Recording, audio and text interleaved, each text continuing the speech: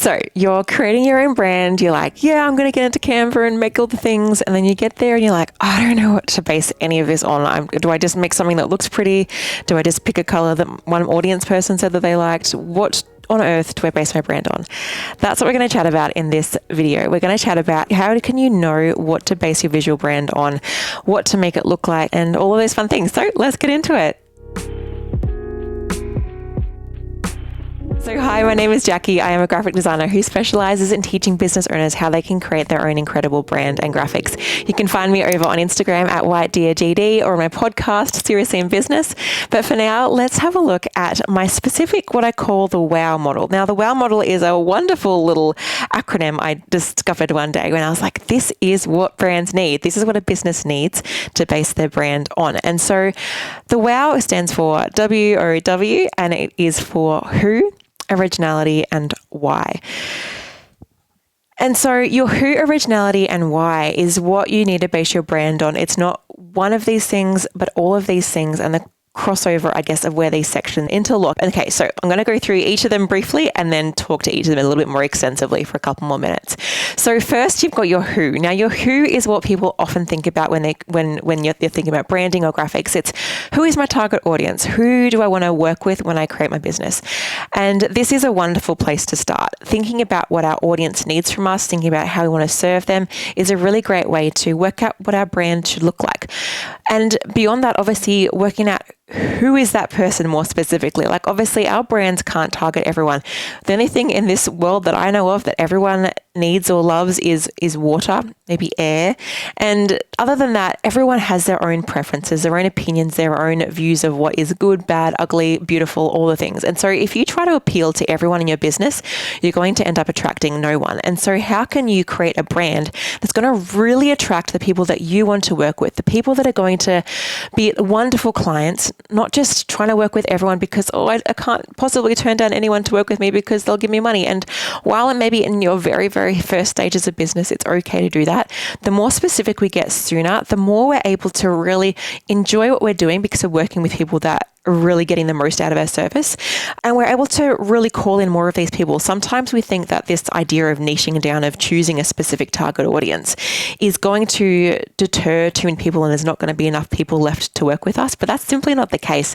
There are so many people in your specific niche that will want to work with you if they know that you specialize in that. Like if I was getting my hair cut and I had super, super curly hair, I would want to go to a haircut person, hairdresser, a hairdresser that specializes in curly hair because I know that she's going to do, or he's going to do, an incredible job of my hair because they're cutting curly hair day in, day out. And so I would prefer to go to them than I would just any kind of hairdresser that cuts any kind of hair any time of the day. And yes, they might do an okay job, but I'm going to be so excited to go to that curly hair hairdresser because I know they're going to do an amazing job.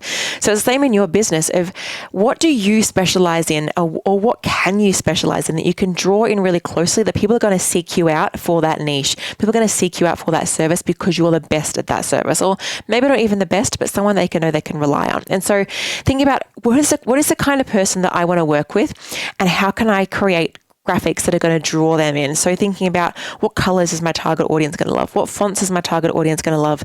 And all of these different questions. And you can do things such as researching by asking past clients, asking potential clients, putting up polls on your Instagram of what's your favorite color palette, but really trying to focus on asking your target audience their opinion, not just anyone, but your target audience, because as we know, anyone's going to have any opinion, but we want to know what your target audience's opinion is. But obviously, that's not the only thing to base your brand on, because there's probably going to be still a huge amount of things that your target audience loves or doesn't like. And so you can't just say, oh, Sally over here loves pink, but Charisse over here loves blue. Should I do pink or blue for my branding? There's other things we can base our brand on. And so the next thing you want to base your branding on is your originality. And so this one isn't for every single business, but if you're like my business and you are a personal brand where you are the head of your brand, if someone works with your business, they're likely either working with you or closely with you, or you're like, are you the one making the product? Are you the one doing the service? Are you the face of the business? Like if you're a coach, you're definitely probably a personal brand. If you're a jewelry maker and you're the main person making the jewelry, you're probably a personal brand.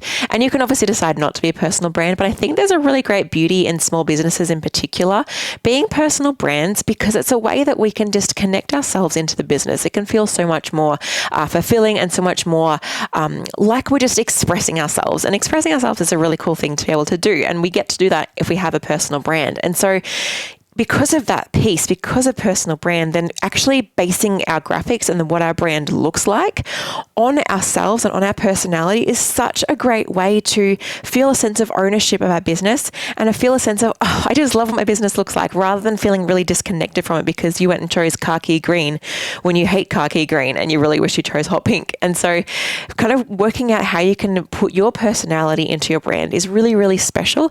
And it also helps someone that when they start to work with you, it makes sense because your branding reflects what you're like. And so your personality might be shown through the kind of graphics that you are putting out into your business, because you're just oozing in and out of your business. And so trying to work out how you can channel your originality into your branding, because there's this piece that no one else is like you. And so how can you channel your uniqueness into your brand and into your business? Because people are going to be drawn to that even more so. People love people. People love to know the face behind the business.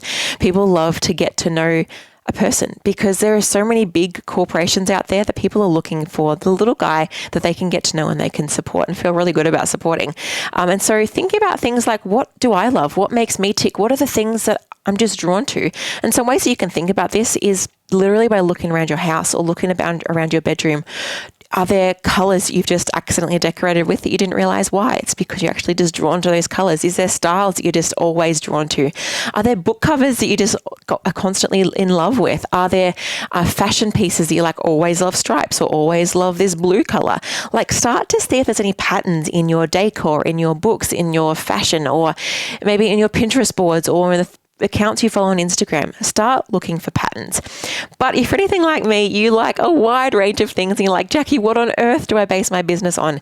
And that is why we need the full three circles. We don't want to just base our brand on what our audience likes. We don't want to just base our brand on what we like. We want to have it a culmination of the three areas. And so that third area is your why.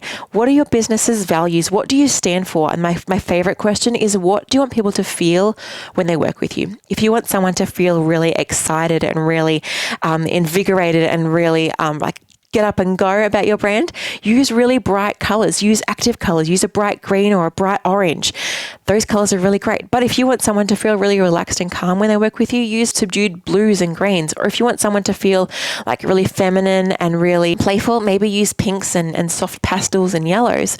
Or if you want someone to feel really nurtured and cared for and looked after when they work with you, use really grounded colors like burnt orange and a dark red and an earthy green. So you kind of get this idea that when we know and want people to feel when they work with us, we're able to actually begin to create graphics that connect with those feelings. And so that means when someone comes to look at your business and look at your graphics, they can see, this person it wants me to feel really playful. Like people aren't thinking those things. People aren't looking at your brand and thinking, they want me to feel really playful when I'm working with them.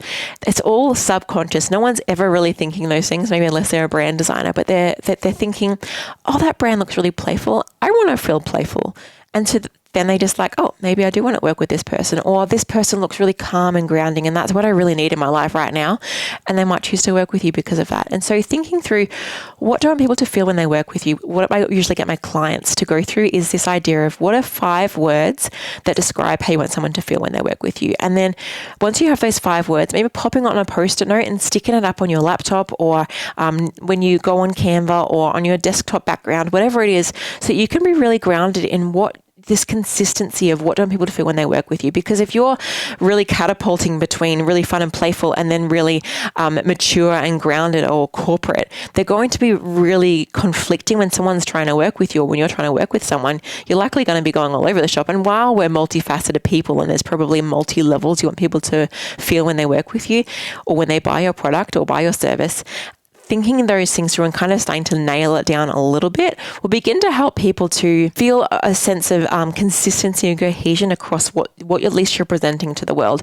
Obviously, like for my coach, for example, her words might be inspired, and it might be connected, and it might be motivated, and it might be like strategic, but she might also do things like grounding and playfulness. And while like she does those things, these things are a top priority, or what she knows might call people into her brand. And so those are the top level things that she focuses on. And so those are the things she might base her brand colors or her brand fonts on.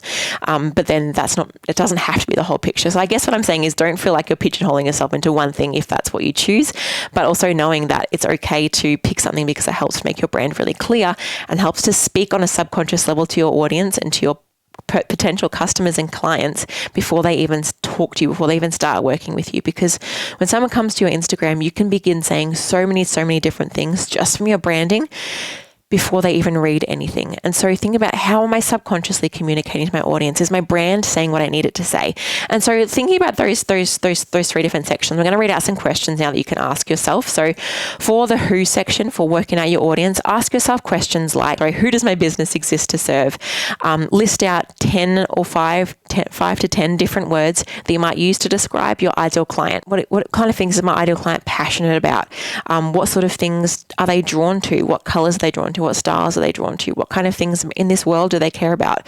And then what kind of generalizations can you make about them? Like, these aren't going to be straight, like exact every single time, but maybe what is their gender? What is their life stage? What is their location? What is their family stage? What is their occupation? All those different things will help you to form a bit of a picture around who you're going to be creating your brand for. It just helps you to clarify in the back of your mind who this person is, rather than just having this vague nothing idea. Having just a little bit more of a less vague idea helps you that when you jump into Canva, you're like, oh, actually, maybe that person in this stage of life that's passionate about this that I just wrote about isn't actually the kind of person that would like this hot pink thing. And so having that kind of clarity can be helpful. Okay, so that second one is your originality. And so some questions to ask yourself are, describe yourself in 5 words. What passions or possessions or activities or entertainment or locations light you up? What makes you excited? What colors or fonts or styles are you naturally drawn to? Or what kind of clothing, books, decor, all these different things, what is around you? Maybe go around your house and start taking photos, and then put all those photos out together and think, can I see any patterns here? Is there a certain color that's always coming up? Is there a certain style that's always coming up that I can use to inspire me for my branding? And then you've obviously got your why of what do I want people to feel when they work with me. So thinking through questions like, what does my business stand for? Do I have any really strong passions that light me up here? Why am I running my business? Think about too, what is your brand position? Like, what's your price point? If you're a cheap business, don't go doing graphics that look really luxe and high-end. At the same time, if you're a really high-end business, don't go doing graphics that look really cheap and quick. And then also thinking through how do you want people to feel when they work with you, when they interact with your product or your service? And then lastly, who are your competitors? That will help you to kind of get a bit of a vibe or a gauge of maybe what they're pushing into as their values, so you can see whether you're aligning with that or you're different from that. And if you're different from that, how you can show that difference through your graphics. And so I hope that's been helpful for you, thinking about those 3 areas. There's this wow model of who is my target audience, what makes me unique, and what am I drawn to, and how can I represent my business's values through my graphics. And as you're going through those stages, seeing if there's any overlap, like, do I love purple? Does my audience love purple? And does purple represent the same feel as what my brand to have?